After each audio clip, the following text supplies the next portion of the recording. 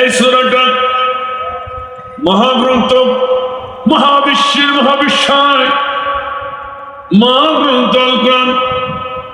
মহাগ্রন্থ আল কোরআনের 114টি সূরার ভিতরে অন্যতম দীর্ঘতম একটা সূরা। এই সূরার নাম হচ্ছে বাকারা। কি বললেন? আরো জোরে বলেন, বাকারা। বাকারা শব্দের অর্থ কি আপনারা বলতে পারেন? আলহামদুলিল্লাহ। গরু বা গাভী, গরুই ধরিবেন। আমার ভাইজান, আমার কলেজে একজন টাকলা বুদ্ধিজীবী, উনি বললেন, তৈরি সাহেব, আল্লাহর মনে হয় মাঝে মাঝে জ্ঞানের একটু হ্রাস হয়ে যায়। এই বলে এমন কথা বললেন স্যার? তো বলবো না কেন? আল্লাহ পৃথিবীতে এত সৃষ্টি, সুন্দর সুন্দর নাম, যে কোনো একটা সুন্দর নাম দিয়ে আল্লাহ এই সূরাটার নামকরণ করতে পারত। তা না করে গরু রাখলো কেন? গরু শব্দটা নির্বোধ অর্থে ব্যবহৃত হয়। কি অর্থে? নির্বোধ। কি অর্থে? যেমন ছাত্র ছাত্রী যখন অঙ্ক বুঝতে চায় না, অ্যালজেব্রা বুঝতে চায় না, ইংলিশ গ্রামার বোঝে না, বাংলা গ্রামার বোঝে না, আরবি গ্রামার বোঝে না, বারবার বোঝানোর পরে তখন সারেরা বলে এ গরু দিয়ে কথা বলে। আবার দেখবেন বাবা যদি 5টি সন্তান থাকে, তো মেজের সন্তানটা একটু বেহারা বাড়া হয়, অনেক সময় ভালো হয়। মেজেরা কেউ থাকলে আমার কথা রাগ করি না। অনেক সময় বেহারা হয়, মেজেটা একটু ডাইনে বললি বামে যায়, বামে বললি ডানে যায়। এই জন্য মেজে ছেলেকে ডেকে বলছে তার মাকে, তোমার এই গরু দিয়ে আমি আর চালাতে পারবো। কথা কথা আসলে গরু শব্দটা নির্ভর অর্থে ব্যবহৃত হয়। তাই স্যার বললেন এ নামটা দিয়ে কেন নামকরণ করলেন? আল্লাহ মনে জ্ঞানে হ্রাস পাইছে। আপনারা কি তাই মনে করেন? না, আল্লাহ যথার্থ বলেছে। কি করে শুনুন, আমার আল্লাহ বলেন, ও পৃথিবীর মানুষ, ও তো মিনাল ইলমি কলিলা, তোমাদের সামান্য একটু জ্ঞান দিয়েছি, সেই জ্ঞান দিয়ে তোমরা কত কিছু করে ফেললে, কত বাড়াবাড়ি, কত লাফালাফি, কত দাপাদাপি। এই কথা বলেন না কেন? কত কল কারখানা, কথা বলেন ঠিক কিনা? কত ফ্যাক্টরি, কথা বলেন ঠিক কিনা? তবে আমার দেশে কোনো বাড়াবাড়ি নেই।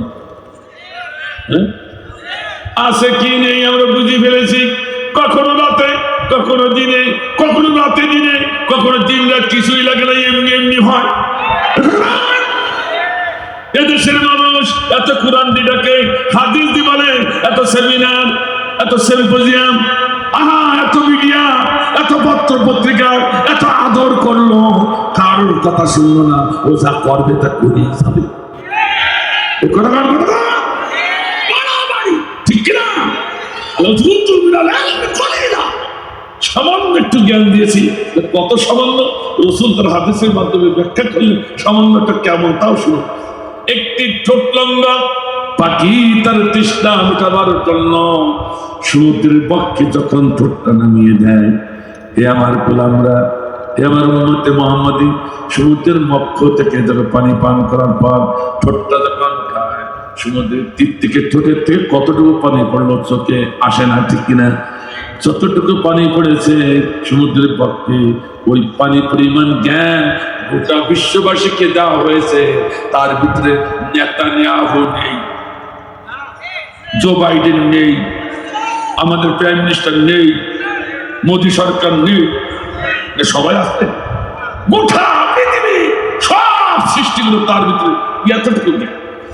আর মহাসমুদ্রে যত পানি, মাটির নিচে, জমিনের নিচে যত পানি, মেঘবেলায় যত পানি, মানুষের শরীরে, প্রাণীর শরীরে, পোকামাকড়ের শরীরে, সৃষ্টি জীবের শরীরে এবং সৃষ্টি বস্তুর শরীরে যত পানি আছে, গাছ বৃক্ষ যত পানি আছে, এই পরিমাণ পানি হলো মহাগ্রন্থ আল কোরআনের জ্ঞান। আল্লাহু আকবার।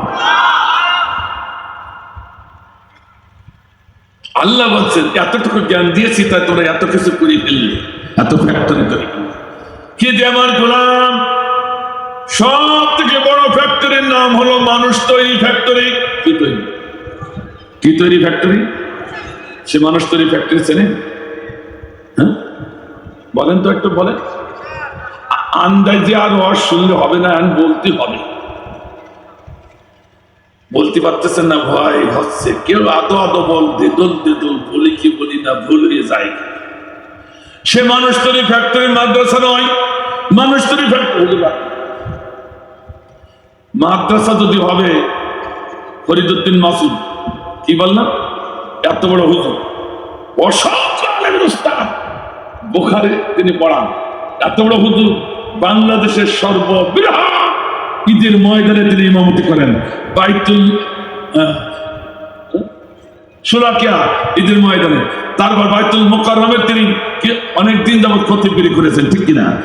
এত বড় খতিব, এত বড় আলেম, বুখারী পড়ান, ওটা তো আসলে মানুষ হয়নি। কারণ এই ব্যক্তিটা সেদিন আল্লামা দেলোয়ার হোসেন সাঈদীকে ফাঁসির মঞ্চে নেওয়ার জন্য আলেম হয়ে রাজপথে জুতা মিছিল করেছিল।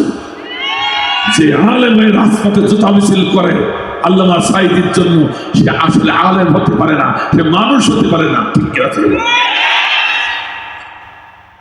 কথা কি বুঝতে পেরেছে? আমি বুঝাইছি, শুধু মাদ্রাসায় পড়লেও মানুষ হওয়া যায় না, কলেজ ইউনিভার্সিটি ইসলামী বিশ্ববিদ্যালয় পড়লেও মানুষ হওয়া যায় না। মানুষের ফ্যাক্টরি নাই, মানুষ তৈরি করার ফ্যাক্টরি একমাত্র মহাগ্রন্থ আল্লাহ। আল্লাহ বললেন না, আরো বলবেন আল্লাহ। কথাকে বুঝতে পারছেন? তাফসীর বুঝতে হলে একটু আইকিউ লাগবে। শুধু বাকারাত যদি আমি তাকিদ করি আর তাফসীর করতে 1 ঘন্টা লাগবে, সে পর্যন্ত আমি যাবো কখন? সে সময় আমার নাই, একটুখানি ধারণা দিয়ে চলে যাচ্ছি, অসুবিধা নেই তো ভাই, সময় কম, ধারণা দিয়ে আমার ফায়দা, তাই তো বলতেছিলাম। আল্লাহ বলছেন, হে পৃথিবীর মানুষ শোনো, যে ফ্যাক্টরি তোমরা তৈরি করলে সামান্য জ্ঞানের দ্বারা, তার ভিতরে তোমাদের হিদায়াত, ফাতাবিরু ইয়া উলিল আলবাব, ফাতাবিরু ইয়া উলিল আবসার, তোমরা যারা জ্ঞানী, তোমরা যারা চক্ষুওয়ালা, তাদের জন্য আমার প্রাণের হিদায়াত, তাদের জন্য আমার সৃষ্টিতে হিদায়াত। চিল্লাইলে মারহাবা। আমার ভাইজান, ছোট্ট একটা উদাহরণ দিই। আল্লাহর একটা সৃষ্টি আমরা যা করেছি, আমরা নিজের হাতে তৈরি করেছি ফ্যাক্টরি, সুগার মিল। কি মিল? Sugar mill. আপনারা দেখবেন সুগার মিলে মালিক যখন আপনাদের মতো মালিকদের কাছে আখ ক্রয় করে যখন সুগার মিলে ঢোকায়, যখন আখ ক্রয় করে যখন নিয়ে যায়, পাতাগুলো ফেলে দেয়, ও আখগুলো সাবান সোডা পানি দিয়ে ধৌত করে না, পরিষ্কার করে না। ওই এবার কি করে, যখন মিলির ভিতরে ঢুকে দেয়, সুগার মিলে প্রথম অপশনে ঢুকে দিয়ে যখন চাপ দেয়, চাপ দিলে একটা রস বের হবে, আখের রসটা সবাই খেতে চায়, যেটা কথা কর না। আর এই যে কিন্তু প্রথম চাপে যে রস বের হয়েছে, ওই রস যদি কাউকে খেতে দেওয়া হয়, হুজুর পারলে তুমি খাও, মরতে রাজি, রস খেতে রাজি না। কারণ রস এত কুচ্ছি, এত দুর্গন্ধ, কোনো মানুষ ওই রস খেতে চাবে না, ঠিক কিনা জোরে বলো? প্রথম চাপে যে রস খাবে। কিন্তু আমার ভাইজান,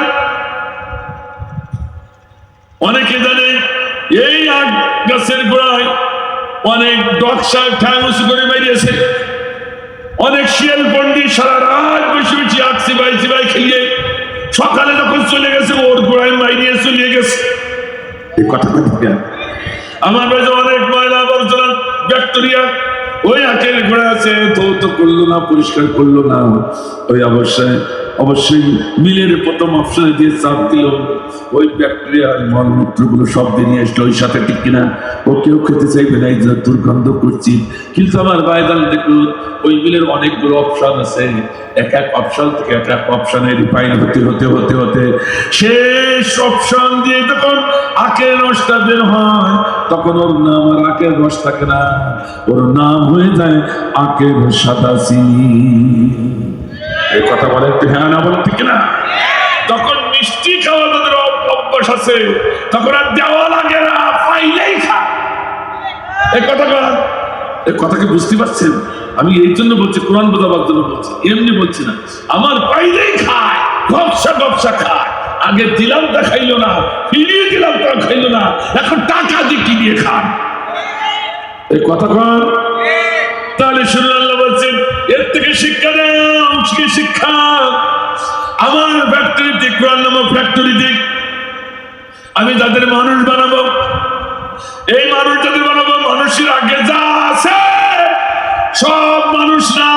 সব হলো গরু। অর্থাৎ কোরআনের বাইরে যারা থাকবে ওরা সব কি? এর কথা বল না কেন? আর একটু জোরে বলেন। ভয় লাগছে নাকি ভাই? কোরআনের বাইরে যারা আছে ওরা সব কি? আরো জোরে বলেন।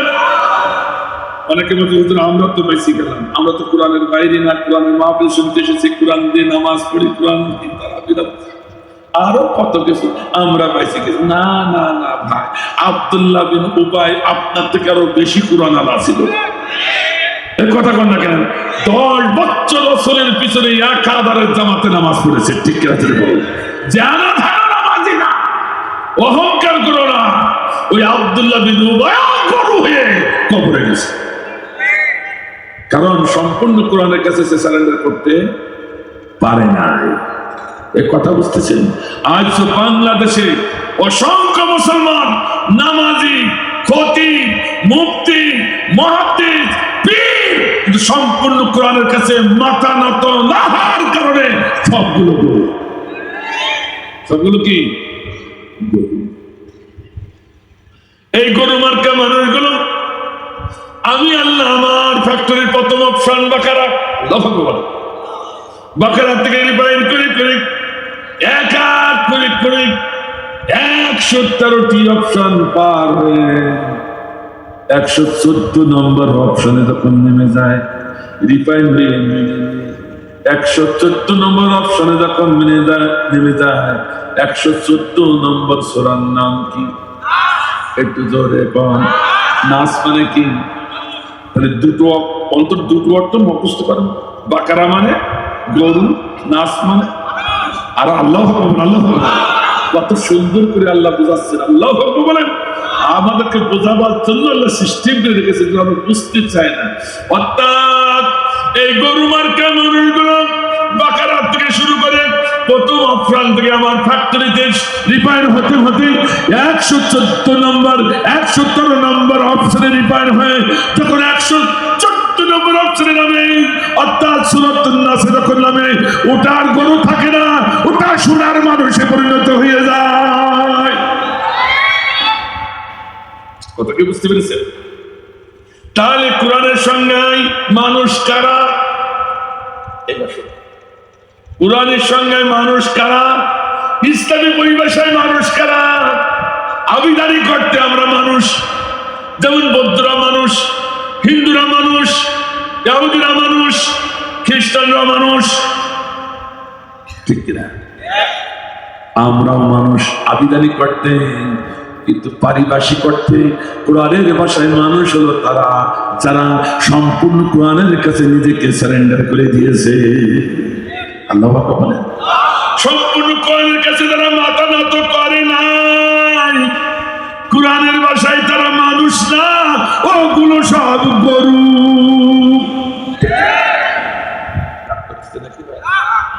এই জন্য বর্তমান স্কলাররা বলেছে বাংলাদেশে হিসাব করে দেখা গেছে 10 থেকে 15% মুমিন, অর্থাৎ মুসলমান, অর্থাৎ মানুষ। কথা বল না কেন? আর বাকিগুলো সব ওরা গরু শব্দ বলি নাই, আমি বললাম এই সংজ্ঞায়, সেগুলো আজকে দেখাবো। ঈশা আমি ভাবছিলাম যে এই স্কলারে এই কথাগুলো বললো কি করি, কিন্তু মেনে নেওয়া যায় না। মসজিদ ভরা, ঈদগাহ ভরা মুসলমান, আমরা নামাজ পড়ছি, তারাবি নামাজে তো জায়গায় হয় না, মহল্লায় মহল্লায় আমরা জামাত করে পড়তে হয়। কথা কন না কেন? তো বললো 15% মাত্র, যে আমরা কি আর 85% সব কি আমরা গরু হয়ে গেলাম নাকি? এখন হিসাব করে আয়াতের ব্যাখ্যা করতে গিয়ে দেখি, তাফসীর গবেষণা করতে গিয়ে দেখি আসলে তো ঠিক। একটু জানতে চান কিনা? রাজি আছেন তো? আচ্ছা উঠে যাবেন কে কে? একটু হাত উঠে যাবেন কে? আলহামদুলিল্লাহ, আল্লাহ কবুল করে, আমিন। এই জন্য একটু দ্রুত আমার হয় না, আমি বোঝাবার চেষ্টা করছি কোরআন দিয়ে। মান ক্বালা বিহি সাদাকা, কোরআন দিয়ে যারা কথা বলে তারাই সত্য কথা বলে। কথা বলেন ঠিক কিনা? ভাইরা আমার, তাহলে বেশ চলুন বাকারার অর্থ বলবো না। আমার কলেজের টাকলা বুদ্ধিজীবী বলল হুজুর তাহলে তো আল্লাহ ঠিক করেছে।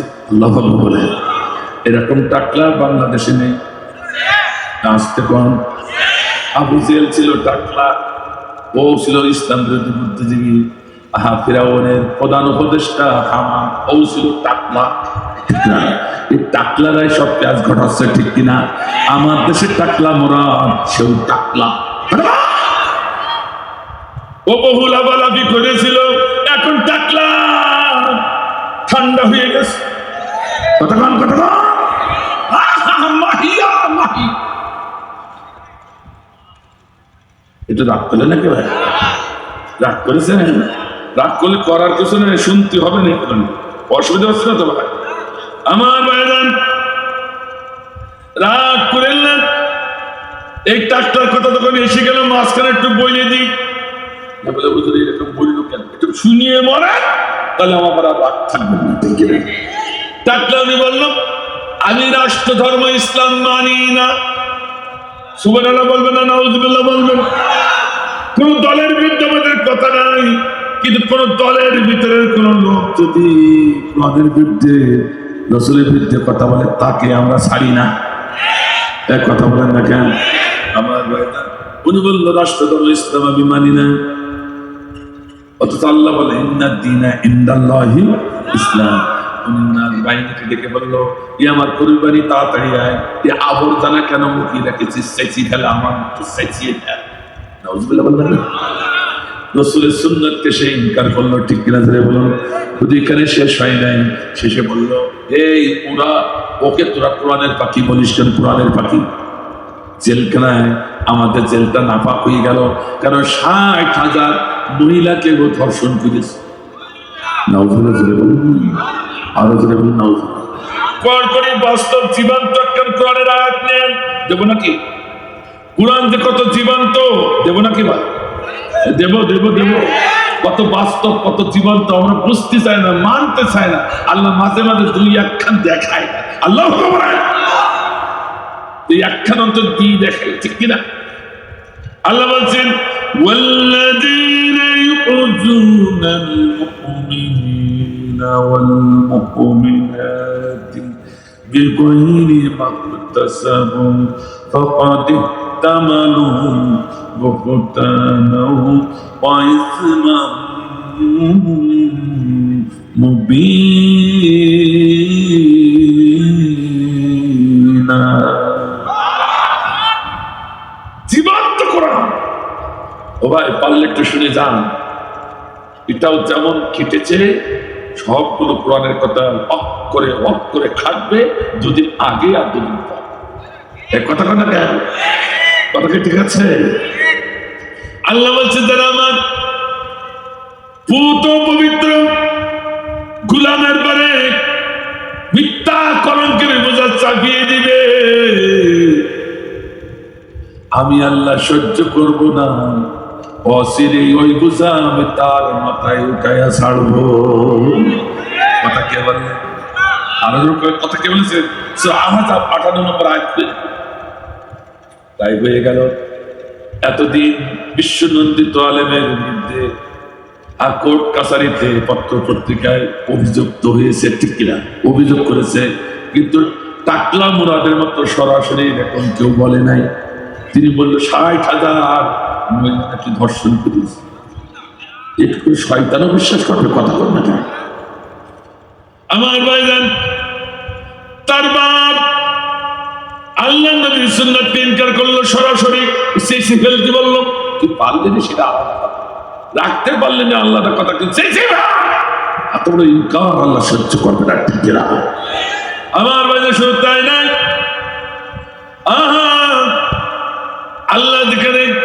আল্লাহ যেখানে ইসলামকে তার মনোনীত ধর্ম বলে ঘোষণা করলেন, আর বলল আমি রাষ্ট্র ধর্ম ইসলাম মানি না। এত বড় অহংকার করার কারণে আল্লাহ বলে, তারা টাকলা তোরে আমি ছাড়বো না। আমার ভাইজান, রাতারাতি গুমর ফাঁস, রাতারাতি গুমর ফাঁস, মাহিয়া মাহি। এই যে আপনাদের নাসলে এসেছিল, নাসল এই আসলে সর্বনাশ করেছে, এই যে জাগা মতো বেড়ে গেছে। আমার ভাইজান, মাহিয়া মাহি, ওনার সঙ্গে প্রেমালাপ তখন চলছে, যখন কথা কাটাকাটি হয়েছে, মাইয়া মাই সহ্য করতে না পেরে রাগারাগি হয়েছে, বিচ্ছিন্ন হয়েছে। সকালে উঠে মাইয়া মাহি উঠা বিশ্বের সোশ্যাল মিডিয়াকে জানাই দিল, এই টাকলা ও আমারও ইজ্জত যেমন নষ্ট করেছে, আমার মতো অনেক হাজার হাজার বোনের ইজ্জত ওই টাকলা নষ্ট। সোশ্যাল মিডিয়া ফাঁস হয়ে গেল গোটা বিশ্ব। রাতারাতি টাকলা এখন বিশ্ব লুচ্চই পরিণত। আল্লাহ বলবেন না, খেলা কার? আমার গোলামকে, নিষ্পাপ গোলামকে মিথ্যা কলমকে বোঝা উঠাই দিলে ৬০,০০০ মহিলা দর্শন ওই পূজা করব। এ কথা কে বলেছে? আরো কে বলেছে? জীবন্ত কোরআন। এখনো বিশ্বাস হচ্ছে না আমার ভাইজান। এরবার আমার দেশের প্রাইম মিনিস্টার খুব চালাক, দেখলে পাগলা পুলিশ পাগল তো নিজে বলেছে, আমারও মাইছে সঙ্গে সঙ্গে ৩ তালাক। কয় তালাক? ৩ তালাক বলছেন তো। অর্থাৎ প্রতিমন্ত্রী ছিল, মন্ত্রী পদ বহিষ্কার ১ তালাক। বলে শুধু মন্ত্রী পদ না, এমপি পদ বহিষ্কার ২ তালাক। শুধু এমপি পদ না, দলের থেকে বহিষ্কার ৩ তালাক। আল্লাহ বলে খেলা কার? এক কথা বলে খেলা কার? খেলা হবে, খেলা হবে। একই খেলা, নিজেরা একটু রাগ হচ্ছে নাকি ভাই? আমার ভাইজান, টাকলা মুরাদ হতো ইসলাম বিরোধী বুদ্ধিজীবী, ও দেখলো সর্বনাশ। আমার দেখতে যখন আমাকে ৩ তালাক বাহির করেছে, বাংলাদেশের তাওহীদবাদী মুসলমান যুবকরা জেনে গেছে আগামীকাল রাজপথে পেলে আমাকে জুতা পিটা করবে। আল্লাহ বলেন, ওরা কিন্তু এটা বোঝে, কথা রাখেন। ওরা বোঝে আগামীকাল রাজপথে পেলে যে দেশের যুবকরা, তাওহীদবাদী যুবকরা আমাকে রাখবে না, জুতা পিটা করবে। কাজে রাতারাতি না কমি, কথা রাখেন। একেবারে রাতারাতি জিয়া বিমানবন্দর থেকে ব্যাট করেছে বল যে বাংলাদেশের সীমান্ত পেরিয়ে কানাডার দ্বারে যেই পড়েছে। কোথায়? কানাডা। কোথায়? আমি কি বানাই বলছি নাকি? শুনিয়ে মানে কানাডার দ্বারা দিয়ে বলছে।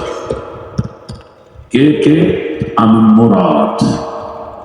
কোথাকার মুরাদ? বাংলাদেশের মুরাদ বলছি। টাকলা মুরাদ না তো? হ্যাঁ, টাকলা মুরাদ বলছি। টাকলা মুরাদ আল্লাহকে অস্বীকার করেছে, নবীকে ইনকার করেছে, নায়েবে রাসূলকে অস্বীকার করেছে। নাস্তিক। এই নাস্তিককে যদি আমার দেশে জায়গা দিই, আমার দেশে মুসলমান যারা আছে বিক্ষোভ করবে, আমার দেশে শান্তি টুটে যাবে, তোমাকে আমি জায়গা দিতে পারবো।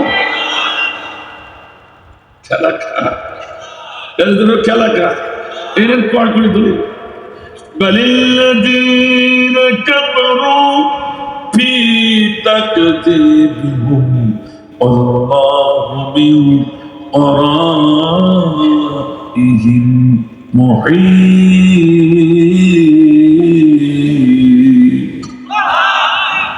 আল্লাহ বলছে, টাকলা তুই কোথায় যাবি? কে বলছে? কে বলছে? আমি কাফির জালেমদের ছাড় দিতা ছেড়ে দি না, ঠিক না? কোথায় যাবি? ইন্নাহুম ইয়াকিদুনা কায়দা ওয়া আকিদু কায়দা। আমি কাফিরদের জালেমদেরকে আমি সুতা ঢিল দিয়ে খেলায় ওদের জিতাই মারি। যেখানে পালাবি সেখানে আমার প্রাচীর দ্বারা ঘেরা আছে, আমার প্রাচীরের বাইরে কোথাও যেতে পারবি না। অর্থাৎ সেখানে আমার পক্ষে লোক আছে, তোকেই খুঁজে বের করবে। আল্লাহ কে বললেন কথা? আরো কে বললেন? ডাক্তার যাবি কোথায়? যেখানে যাবি সেখানে আমার পক্ষে লোক আছে, সেখানে তোর ব্যারিকেড সৃষ্টি করবে।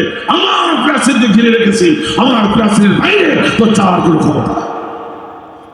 আমার ভাইজান সারা দেশ থেকে ঘুরিয়ে কোথাও জায়গা নেই। আবার ফিরিয়ে আসলো এয়ারপোর্টে ফিরিয়ে এসে বললো, একদিনের জন্য, একটা রাতের জন্য একটা বেড।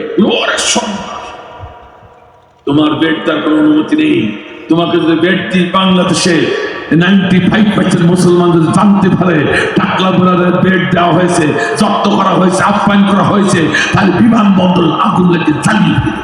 আল্লাহ কোনো বেড দেয়নি। আপনারা দেখেছেন সোশ্যাল মিডিয়ায়, সে তখন কি করেছে, নিজের জুতাটাও খুলে রাখলো না, ভাইরাল হয়ে যায় কিনা, কেউ চুরি করিনি, জুতাটা উঠাই ব্যাগের ভিতরে ঢুকিয়ে সেই জুতার পরে মাথা দিয়ে কুকুরের মতো কুকড়া হয়ে সারা রাখবে।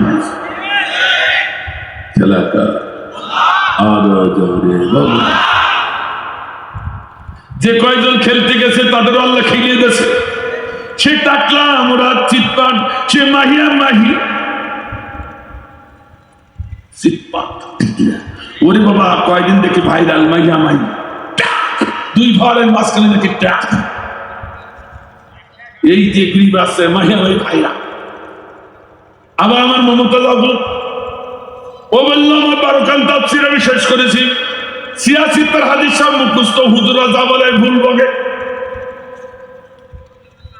নাউজুবিল্লাহ জোরে বললেন। এই দেশের হুজুরদের 12 বাইজি গেছে। মমতা এক মমতা, নামাজ নেই, কালাম নেই, পোশাক করে পানি নেয়। হুজুর দেখলেন কি কথা, শুনিয়ে আসেন কি নাকি? শুনিয়ে আসেন। যারা নামাজ পড়ে না ওরা পোশাক করে পানি নেওয়ার কথা না, এই কথা না। ওর প্রমাণ আমার কাছে আছে, ওর প্রমাণ আমার কাছে আছে, আমি বলবো। যারা নামাজ পড়ে না ঠিক মতো বাসত্ব, ওরা পোশাক করে পানিও নেয় না, ও ফরজ বা হলো করে। এটা রাগ করলেন। ওই মমতা বাবু আমরা জানি না অনেকে এখন মুক্তি হয়েছে, ওরা সব জানে।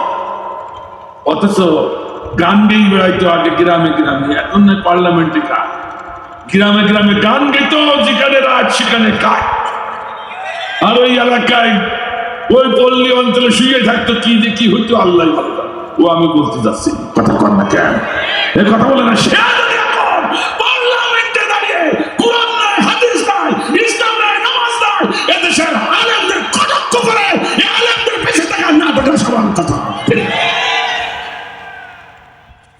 আল্লাহ বলে তোমরা যখন কিছু করলে নিতে আমি একটু চিৎ করি, সে উচিত। কথা কন না কেন, এই কথা বলেন না কেন? এটা কোরআনের বাস্তব নমুনা। আল্লাহ বলেন এই যে এখনো সময় আছে, বাড়াবাড়ি করো না, ফিরে আসো কোরআনের কাছে, কপালটা ভালো হয়েছে। ব্যস্ত হয়ে পড়েছে, খুব সংক্ষেপ। আমার ভাইজান আল্লাহ জুরিবাত আলাইহিমুজ জিল্লাল মাসকানা, ওদের পরে আমার ও আমার অভিশাপ, আমার জিল্লাতি, আমার লানত শুধু ওদের পরে নয়, ওদের ঘর বাড়ি রাষ্ট্রের পরেও আমার অভিশাপ। কে বললেন? আরো জানে বলেন, কে বললেন? আজকে শুনতে হবে গুরুত্বপূর্ণ কথাটা, নতুবা মুসলমান ইমান হারা হয়ে কবরে যাওয়া লাগবে। শুনে যান, শুনে যান, অসুবিধা ছোটাদের। আমার আল্লাহ শুধু ঘর বাড়ির পরে অভিশাপ দিয়ে খেয়াল তোলেন। এরপরে কি বলছিল? আমি আল্লাহ আমার পক্ষ থেকে চরম গুসা, চরম রাগ তাদের পরে। তারা কারা? ইয়াহুদি। তারা কারা? এই সেই ইয়াহুদি ইসরাইল। এদের পরে চরম অভিশাপ দিয়েছে কে? আল্লাহর নাম রহমান, আল্লাহর নাম রহিম, তার ভিতরে 99 গুণ দয়া আছে, ঠিক কিনা? অথচ সে ব্যক্তি এত খেপা খেপলো কেন? সেই সত্তা এত খেপা খেপলো কেন? একবার জানার প্রয়োজন আছে না? কেন এত খেপা খেপলো? আল্লাহ তো এরকম খেপে না, করুন খেপলো কেন? ঠিক কিনা? আল্লাহ বলে শুধু অভিশাপ দিচ্ছি না, জিল্লতি দিচ্ছি না, বাড়ি ঘরের বড় অভিশাপ, তাতেও খেলতে নাই, আমার চরম গুচ্ছা, রাগ, ঘৃণাও থাকে। কি কঠিন কথা! ওই আল্লাহর কাছে আগে মাপ চাই। আল্লাহ তুমি যাই করো তাই করো, অন্তত ইহুদিদের 5টা গোলাম আমাদের বানাই না, ওদের দলভুক্ত আমাদের করুন। ঠিক কিনা? ঠিক কিনা? আমার ভাইজান আল্লাহ বলেন ওরা কিয়ামত পর্যন্ত মানুষের দ্বারা দ্বারা হাত পেতে ঘুরে বেড়াবে, ওদের কোনো নির্ধারিত ঘর বাড়ি রাষ্ট্র থাকবে না। এই অভিশাপ কে করেছে? কিন্তু এখন বসে আছে ওখানে, ওখানে ওটা ওদের জায়গা না, ওটা আছে মুসলমানদের জায়গা। ঠিক কিনা? ওই মোড়ল সাহেব অত্যান আমেরিকা ইহুদি আর খ্রিস্টানরা ভাই ভাই কত কথা কেন ওই আমি কোরআনে বলা হয়েছে আমার ভাইজান ওই আমেরিকা মোড়লগিরি করে কয়েকদিনের জন্য একটু পাশাই দিয়েছিল, এখন আর জায়গা ছাড়বে না। কি মানা যায়? এই কথা কান্না কান কি মানা যায়? ধরে এলাকার চেয়ারম্যান সাহেব যিনি আছেন ওই সিলেট থেকে কিছু লোক আসলো, এসে বললো আমরা যাযাবাদ এক সপ্তাহের জন্য আপনার এই জমিনে একটু থাকতে চাই। জমিনে থাকতে দিল, পরের দিন এক সপ্তাহ পার হয়ে যাওয়ার পরে বলছে এই জমি আমাদের, আমি যাবো না। এ কি মানা যাবে? এ কি মানা যাবে? আমার ভাইজান এত অভিশাপ, এত ঘৃণার কারণ দুটি কারণ। কয়টা কারণ? খুব সংক্ষেপে বলছে দুইটি। কয়টা কারণ? দুইটি কারণে আল্লাহ এত অভিশাপ দিয়েছে, এত ঘৃণা করেছেন। এই আয়াতটি অসংখ্য আলেম রয়েছেন, বিজ্ঞ সভাপতি সাহেব রয়েছেন আপনাদের এই এলাকার মাতার মুকুট একজন সভাপতি, একজন আলেমী দিন। আমার ভাইজান এই আয়াতটি কিন্তু মানসুখ হয়নি, আলেম সাহেবের কাছে শুনে নেবেন। যে আয়াত মানসুখ হয় না সে আয়াতের অর্থ কিয়ামত পর্যন্ত জমিনে জারি থাকবে। ঠিক কিনা ধরে বলুন? তাহলে এই আয়াতের অর্থ এখনো জারি আছে। কথা বলেন ঠিক কিনা? অর্থাৎ শুনে রাখুন যে দুইটি কারণে সেদিন আল্লাহ ওই ইহুদিদের অভিশাপ করেছিল, ওই দুইটি কারণ বর্তমান বিশ্বে কোন মুসলমানের ভিতরে যে পাওয়া যায় ওরা অনুরূপ অভিশপ্ত। ঠিক না? কথাকে বুঝতে পারছে? কথাকে বুঝতে পারছে? দেখতে হবে আমরা নামাজ পড়ে রোজা রেখে হাজ করি, এই দুটি কারণ আমাদের ভিতরে আছে কিনা একটু মিলাই নেন। প্রথম কারণ আমি খুব সংক্ষেপে বলি, ذلك بأنهم كانوا يكفرون بآيات الله। প্রথম কারণ হলো সেদিন ইহুদিরা আল্লাহর আইন স্বেচ্ছায় বাদ দিয়া নিজেরা আইন তৈরি করে সে আইনের পরে চলেছে, আল্লাহর আইনের সঙ্গে তারা গাদ্দারি করেছিল। এক কথা বলেন, কথা বলেন না কেন? এখন এরকম লোক আর বাংলাদেশে নেই? আছে আছে। এখন কি ইউনিয়ন কাউন্সিলে আল্লাহর আইনে চলে? ও তাহলে উপজেলা পরিষদ চলে? তাও চলে না। ও তালিবানের পার্লামেন্ট চলে? তাহলে কার আইনে চলে?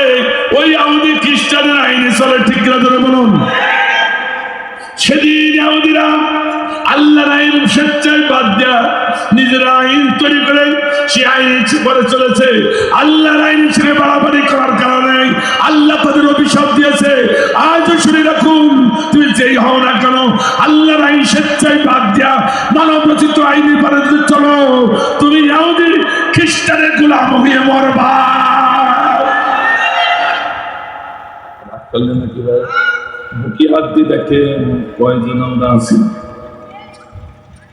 10% হবে না তো 15% হবে না তো কি করবে? একটু দাঁড়ান, আজকে বের করে দিচ্ছি। একটু একটু দেখে দেন, দেখে দেন।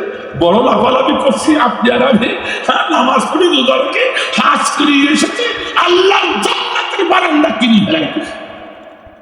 অত সহজ না করতে দেবেন। আমি কয়টা কথা বলবো। তাফসীরের ভিতরে দেখলাম ইবনে কাসির তাফসীর থেকে বলছে হাজী সাহেব চলে যাচ্ছে জান্নাত। হাজী সাহেব কোথায় নিয়ে যাচ্ছে? জান্নাত। কেন? পাহাড় সমান আমলনামা রয়ে গেছে তার ডাইনা, তেমন আমলনামা নিয়ে ফেরেশতারা রিসেপশন করতে করতে জান্নাতে যাচ্ছে। আল্লাহ বলছে খামোশ, শুনুন শুনুন শুনুন। ও হাজী ভাই একটু নামাজ পড়ে ওয়াজ করে লিখে একটু লড়াই করে লাফালাফি করে শুনিয়ে মর। আমি এখানকার হাজিদের কথা বলছি না, সাতক্ষীরা হাজির কথা বলছি। রাগ করতেছে দেখে ভাই। আল্লাহ বলে খামোশ, ফেরেশতারা দাঁড়িয়ে যাবে, হাজু দাঁড়িয়ে যাবে। তাফসীর ইবনে কাসির 22 খান তাফসীর গবেষণা করে জাস্ট যা পেয়েছি তাই বলছি। আমার ভাইজান বলে হাজী কোথায় যাস? জান্নাতে যাচ্ছে। ফেরেশতারা দিয়ে যাচ্ছে। তাই না? তোর আমলনামা করে একটু দেখা। কে বলল? বাধ্য দেখাতে। ঠিক কিনা? জান্নাতে যে যাচ্ছিস আমলনামা খানা একটু দেখা। আমল নামা যেই হাতে খুলিয়ে দিল হাজি আনন্দে আমল নামা খুলিয়ে দিয়েছে। আর যেই না আমল নামা হাতে দিয়ে আল্লাহ বলছে, হাজিরে জান্নাতে তো যাচ্ছিস ঠিক আছে, বহু আমল করেছিস ভালো আমল, তাও ঠিক আছে, হাজিরে তোর আমল নামায় দেখি লক্ষ লক্ষ বিলিয়ন বার মায়ের সঙ্গে জিনা করেছিস। নাউজুবিল্লাহ জোরে বলেন, আজকে জোরে বলেন না নাউজুবিল্লাহ। হাজি সাহেব কেডিটি বলছে, আল্লাহ তুমি এমন অন্যায়কারী তা তো আমি জানতাম না, এত বড় মিথ্যা তহমত তুমি আমার উপরে দিতে পারলে রে আল্লাহ। তোমাকে তো আমি বড় বিচারক বলে জানতাম, ন্যায় বিচারক বলে জানতাম, তোমাকে এত ভালোবাসতাম, এ কি কথা বললে হে আল্লাহ। আমি তো আমার মায়ের সঙ্গে জিনা করা তো দূরের কথা, আমি আমার স্ত্রী ছাড়া অন্য কোন মহিলার সঙ্গে নির্জনে কোনদিন কথাও বলি নাই। আল্লাহ, যেটা ভালো সেটা তো ভালো বলতে, ঠিক না? এমন কথা বললে কি করে আল্লাহ? হাজি সাহেব এইভাবে বলিয়ে যাচ্ছে কান্দে কান্দে, আল্লাহ একটা কথাও বলছে না, সব কথাগুলো শুনছে। আল্লাহ বলেন, আল্লাহ সুন্নাত বুঝেছেন, সবগুলোকে শুনিয়ে নেবে, তারপর আল্লাহ বলছে তোমার এবার বলা শেষ, হ্যাঁ এইবার আল্লাহ বলছে সুবহানাল্লাহ। আর আমরা খতিব সাহেব কথা বলছে, তার মধ্যে আমার কথা ঢুকি কথা বলে কেন পুরো আদব কায়দা বাজে দেখেন আল্লাহ। হাজি সাহেব সব কথা শেষ, ও হাজি সাহেব তুমি তো অনেকগুলো কথা বললে আমার পরে, আমি অন্যায়কারী ন্যায় বিচারক না, না না এটা হতে পারে না। তোমাকে কি কোনো খতিব সাহেব, কোনো মুফতি সাহেব, কোন হাফেজ সাহেব, কোন আলেম সূরাতুন নিসার 85 নম্বর আয়াত কি তোমারে শোনাই নাই? হ্যাঁ আল্লাহ তা তো শোনাইছে, আমি পড়তে পারি। হাজি তখন আল্লাহর ইচ্ছায় নিজেই গড়গড় করে আয়াতটা পড়ে যাবে। আল্লাহ বলে ওখানে বড় আয়াত আমি বাদ যাবো না, আমি শুধু একটুখানি বলছি এসপা শব্দের অর্থ। আমার আলেম ভাইরা, এসপা শব্দের অর্থ শুধু সুপারিশ নয়। আমি তাফসীরের ভিতরে দেখলাম 3টি অর্থ। কয়টা? একটু মুখস্থ করেন, কয়টা? একটু জোরে বলেন, কয়টা? 3টা। প্রথম অর্থ হচ্ছে সুপারিশ, দ্বিতীয় অর্থ হচ্ছে সাপোর্ট, সমর্থন করা, 3 নম্বর অর্থ হলো এই তো বুঝতে পেরেছ, যাক 2-1 আছে তুই বন্ধু বানাইলে কারে, সিল মেরিলে কারে, কথা বলে না। যে সুদ খায় তারে তুমি সিল মেরিয়েছো, এরকম নেতা বাংলাদেশে নেই। সুদ খাওয়া নেতা একটাও নেই। তো অনেক দাড়ি বাঁকা হুজুর, অনেক দাড়ি বাঁকা খতিব, অনেক পীর সাহেব, অনেক হাজি, অনেক নামাজি, তো তারা সিলমে গেছে কথা কথা। অথচ রাসূল বলে গেলেন, চারানা পরিমাণ যে সুদ খাইবে, 36 বার জিনা করলে যে অপরাধ, তার আমল নামায় উঠে যাবে। তাহলে ও হাজি সাহেব, যে বন্ধুরে তুমি সিলমে গেছা, ও তো লক্ষ লক্ষ কোটি কোটি টাকা সুদ খেয়েছে, লক্ষ লক্ষ বিলিয়ন বিলিয়ন বার মায়ের সঙ্গে চিনা করার গোনা উঠে গেছে, তোমারও আমল নামায় উঠিয়ে গেছে। কথা কম না কেন? এই জন্য তারা ভুল করেছেন, আর ভুল করেন না, এখনো সময় আছে, ফিরে আসেন। বন্ধু কাকে বানাবেন? কুরআন তাকে বন্ধু বানাতে বলেছে, হাদিস যাকে বন্ধু বানাতে বলেছে, তাকে যদি বন্ধু না বানান, এইরকম লোক যদি বন্ধু বানান, নামাজ দি, রোজা দি, হাজ দি, কাজ হবে না, হাজির মতো জাহান্নামে যাওয়া লাগবে। ঠিক না?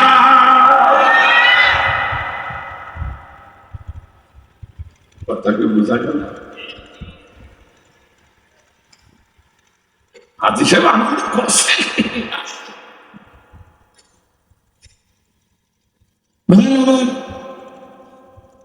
2 নম্বর হচ্ছে, এরকম লোক আমার দেশে আছে, আমরা আল্লাহ নাই স্বেচ্ছায় বাঁচবে। হ্যাঁ, ওই লোকগুলো বাঁচবে যারা আল্লাহ নাই এর জমিনে প্রতিষ্ঠিত হওয়ার অন্তরে চায়, মনে প্রাণে চায়, আন্দোলন সংগ্রাম করে, তারাই কেবল বাঁচবে। এই কথা কথা এরকম লোক আছে না পৃথিবীতে? এরকম লোক নেই পৃথিবীতে? আর যেগুলো অন্তরে চায় না আল্লাহর আইন জমিনে কায়েম হোক, ও সব ইয়াহুদির 5 একটা গোলাম।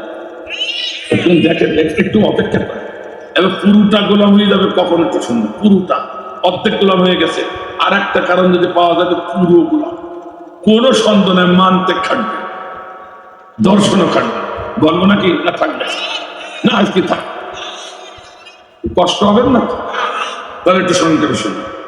আমার ভাইজান, ويقتلون النبيين بغير الحق, শরীররা অন্যায়ভাবে নবী আর রাসূলকে হত্যা করেছিল, ঠিক কিনা? তাহলে কয়টা পেলাম? আল্লাহর আইন বাদ দিয়া নিজের আইন তৈরি করে সে আইনের পরে চলে গাদ্দারি করেছে। আবার অন্যায়ভাবে নবী এবং রাসূলকে তারা হত্যা করেছে।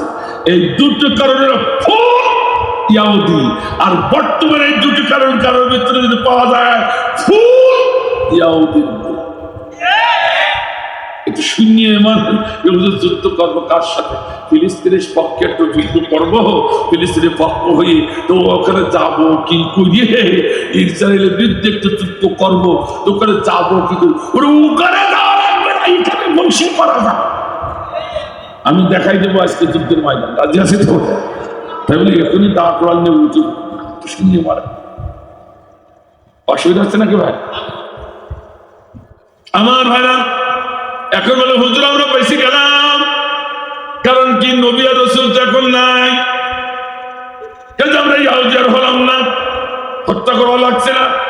না না, আমার রাসূল বলেছেন আমি যখন থাকবো না, আল উলামা ওয়ারাসাতুল আম্বিয়া, আমার আদর্শ প্রতিষ্ঠার জন্য, আল্লাহর আইন জমিনে প্রতিষ্ঠার জন্য যে আলেমরা নেতৃত্ব দেয়, ওরা সাধারণ কোনো আলেম নয়, ওরা হলো নায়েবে রাসূল। এই কথা বলে না কেন? এই নায়েবে রাসূলকে সম্মান করা, আমি রাসূল আমাকে সম্মান করা হয়, নায়েবে রাসূলকে কষ্ট দেওয়া, আমি রাসূল আমাকে কষ্ট দেওয়া হয়। কথা বলে ঠিক, এই কথা বলে ঠিক কিনা? বাংলাদেশে নায়েবে রাসূল আছে? একটু জোরে বলুন। এখনো অসংখ্য নায়েবে রাসূলরা জেলখানায় আবদ্ধ, যেমন মামুনুল হক আবদ্ধ, ঠিক কিনা? এখন বলে ঠিক কিনা? আর বাংলাদেশের শ্রেষ্ঠতম নায়েবে রাসূল যিনি ছিলেন আল্লামা শহীদ দেলোয়ার হোসেন সাঈদী, তাকে মারা হইল না, সে মারা গেল। আমি বলবো না বিচার করা লাগবে, আমি বলবো সোশ্যাল মিডিয়ায় হক কথা, আমার কথা না, আপনারা বিচার করবেন।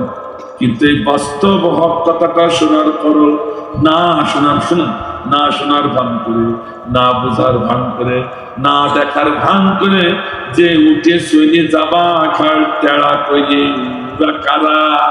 আল্লাহ ফতোয়া দিচ্ছে আমি না, উলাইকা কাল আনআম বাল হুম আদাল, ওরা হলো চতুষ্পদ জন্তু। শুধু চতুষ্পদ জন্তু না, চতুষ্পদ জন্তুর ভিতরে শিয়াল আর কুকুর আছে, তার থেকে ওরা নিকৃষ্ট। ফতোয়া দিল কি? আমার পরে রাগ করে না, শুনিয়ে মরেন। উভয় বাড়াবাড়ি করেন না, এখনো সময় আছে, ফিরে আসো, কপালটা ভালো হয়ে যেতে পারে, ঠিক কিনা? আমার ভাইজান তাহলে শুনে নিবার হক কথাটা বলবো নাকি? কারো কলিজার ভিতরে কামড়াতে পারে, তা কামড়া গিয়ে, ঠিক কিনা? আমার ভাইজান বিরোধিতার ক্ষেত্রে বিরোধিতা করেন না, শুনিয়ে মারেন। দুইজন ডাক্তার, একজন হচ্ছে পিনাকি ভট্টাচার্য, আর একজন হচ্ছে মোস্তফা জামান। দুইজন ডাক্তার, একজন হিন্দু ভদ্রলোক আর একজন মুসলিম ভদ্রলোক। আর একজন হিন্দু ভদ্রলোক হয়ে আমাদের মুসলমানদের নায়েবে রাসূল কোরআনের পাকে কে চিনল, অথচ মুসলিম হয়ে আমার দেশে মুসলমান কোরআনের পাকে কে চিনল না। এ দুঃখ রাখার জায়গা কোথায়? এক কথা বলেন না কেন? আসতে বলেন, আসতে বলেন, আসতে। এখন অনেক লোক আছে এই এলাকায়, এই কোরআনের পাখিকে তারা ঘৃণা করে। এ দুঃখ রাখবো কোথায়? ঠিক না? ওদের এখনো হুঁশ হয়নি, ঠিক না? ওদেরকে চোখে আঙুল দিয়ে, কানে গুত্র মেরে, বুকে আঘাত দিয়ে বোঝাতে হবে, ঠিক না? শোনেন শোনেন, শুনবেন না কেন? ডাকলেন কেন? আগামী বছর না আনেন, না আনেন, শুনতেই হবে। অসুবিধা হচ্ছে ভাই? ওই চালিয়ে যান, আছে আমার ভাইজান। বাস্তব কথাটা শুরু পিনাকি ভট্টাচার্য কি বলছিল, মোস্তফা জামান স্যার তুমি যে ঢাকা মেডিকেলের ছাত্র, আমি সেই ঢাকা মেডিকেলের ছাত্র, তুমি জুনিয়র ছিলে, আমি সিনিয়র ছিলাম, তুমি না হয় বিজ্ঞ ডাক্তার, আমি না হয় দুর্বল, কিন্তু তোমার কাছে আমি একটু জানতে চাই, ও মোস্তফা জামান স্যার, আহা তোমাদের কোরআনের পাখি আল্লামা সাইদ, মুসলমানদের কোরআনের পাখি আল্লামা সাইদ, সে নাকি স্ট্রোক করেছে, তাই তাকে জেলখানা থেকে বের করে গাজীপুর হসপিটালে ঢুকালে। ও মোস্তফা জামান স্যার, তোমার ওই ডাক্তারি বিদ্যার কোন ভলিউমে, কোন অপশনে, কোন পৃষ্ঠায় লেখা আছে একটু আবার দেখাও। স্ট্রোক করা রোগী যেদিন তুমি গাজীপুর হসপিটালে ঢুকাই দিলে, সেই দিনে তিনি সোশ্যাল মিডিয়ায় দেখলাম তিনি দাঁড়ায়া জামাতে নামাজ পড়লেন, শুধু জামাতে নামাজ পড়েননি, ইমামতি করেছেন, তার পিছনে পুলিশরা দাঁড়িয়ে দাঁড়িয়ে একটিটা করেছে আল্লাহু আকবার। কোন বিদ্যায় তুমি পেয়েছো? একজন স্ট্রোক এই মাত্র স্ট্রোক করেছে, সে দাঁড়িয়ে নামাজ পড়ে জামাতে, আবার ইমামতি করে। আল্লাহু আকবার, আল্লাহু আকবার। আমাদেরকে ছাগল পাইছাও নাকি? বলে ছাগলের দড়ি দিয়ে যেদিকে সেদিকে টানবা, একবার বামে বললে বামে, একবার ডানি বললে ডানে, একবার বসতে বললে বলবো, উঠতে বললে উঠবো। না না, বাংলাদেশের মুসলমান এখন দেখতে শিখেছে, বুঝতে শিখেছে, এরা জানতে শিখেছে। এখন ছাগলের দড়ির মতো টেনে নিয়ে এরা যাবে না। কথা ঠিক আছে? ও মোস্তফা জামান স্যার উত্তর তো দিলে না, দিবা কি করে? আর একটুখানি প্রশ্ন তোমার কাছে, এরা কি ভট্টাচার্য বলছে